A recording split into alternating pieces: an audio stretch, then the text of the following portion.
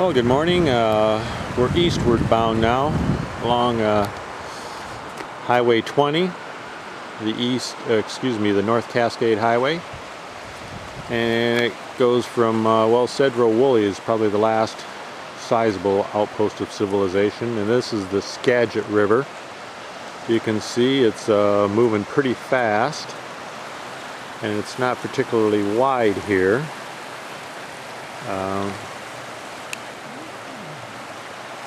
But it's flowing down from the mountains, from the North Cascade Mountains, and again, it's moving pretty fast and furious, and we're gaining altitude with every mile, I think.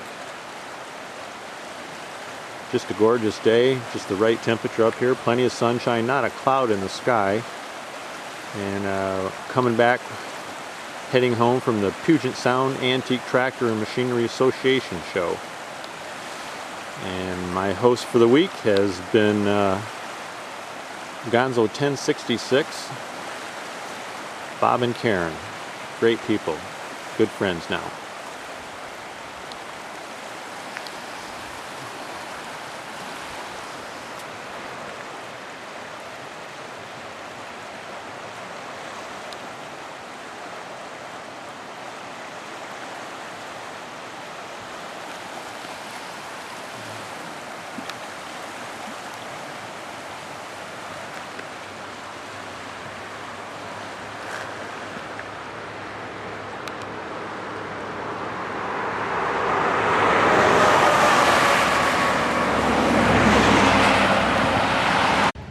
Well, I don't know how well this is going to video, but we're at the Gorge Overlook Trail, and there's the Gorge Dam here, and Gorge Lake, which is the backwater of the dam, and there's Gorge Creek, and we're going to walk across this bridge right here. You can see over the water over the ravine and see the Gorge Creek Falls. Beautiful area so far. We're still following the Skagit River up into the North Cascade Mountains. Well, we're on the south side of the bridge right now, and I don't know how many creeks and streams and little waterfalls empty into the Skagit River. And that's the main river down there. And there's several dams along here as well. There's a dam at New Halem, and there's one here at Gorge, and one up at Diablo. We'll see that one in a few miles. Spectacular area. We're going to go across the street and get a better look of the falls. Okay, we're on the north side of the bridge now, and it's just 12 o'clock noon here, so the sun is at my back, so we've got probably the best photo opportunity one could hope for. And you can see the water cascading down. Right up here is where it kind of breaks over the edge. Although I'm sure it probably goes higher.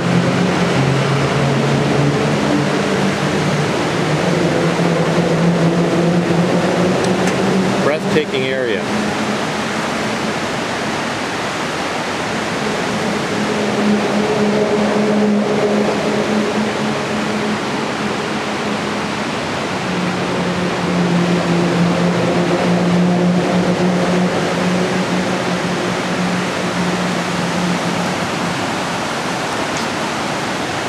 I guess we'll get back in the Jeep and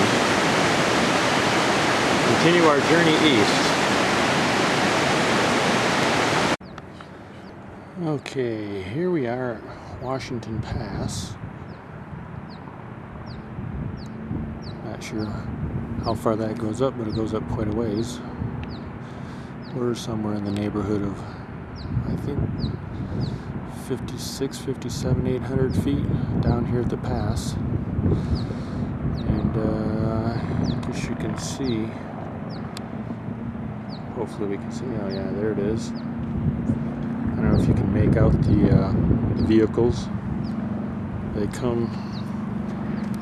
start down here. You see that motorcycle going. And they work their way up, and there's a hairpin, or a sweep to the left, and then a hard hairpin to the right, and it comes back up the edge here and past the trees, and it goes up through the pass.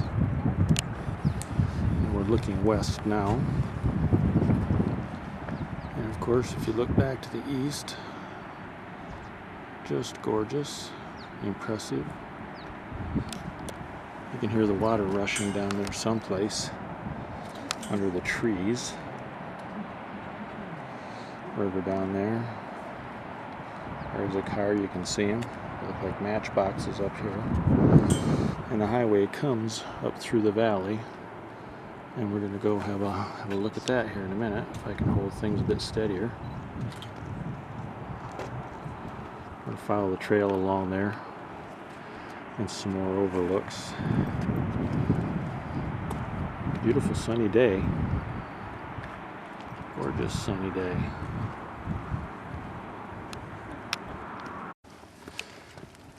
And need I remind you that it's not exactly flat around here. It's a kind of vigorous hike around these paths. We got a fair bit of altitude here, so if one's not interested or used to the altitude, makes it even worse. I'm sure it won't be long before I start huffing and puffing myself. Well, we've come from over in that direction, and now you pick up the highway heading downhill to Winthrop. And again, the cars, the vehicles look like matchbox toys. And I'm trying to catch my breath. Spectacular though up here.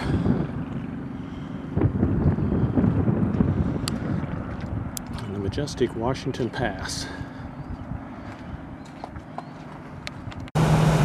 Well, here's the Grand Coulee Dam. This is a picture while I'm driving across the bridge. See if I can do this without crashing or getting a ticket. And we'll have another look at the other end from the visitor center. Well, this is a little bit closer view. And here are the main gates over here. Over there, each one of those tubes you see bent down over the side, each one of those is the width of about 3 Greyhound buses. So they run a lot of water through here. Okay, here we are again. This is the original point from right about there, just the other side of that yellow tower. That's actually a crane. It's on tracks. They use it for installing and removing big pieces of equipment. So this is the original part of the dam across here. And you used to be able to drive across it and walk across it before 9/11. It's something ridiculous. It doesn't look like it from here, but it's about a mile wide. And then that section over there, that's the new part.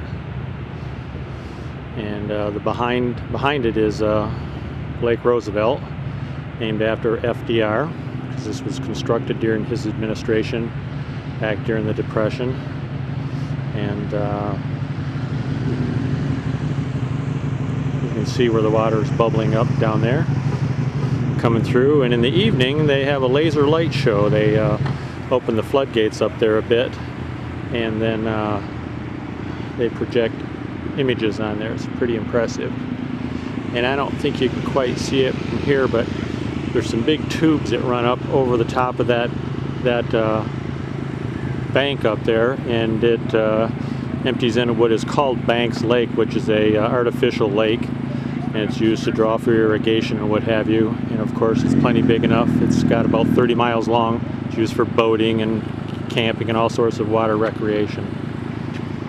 So that's it from Grand Coulee. I'm going to be heading east again. Got to make Spokane tonight. Got to get home.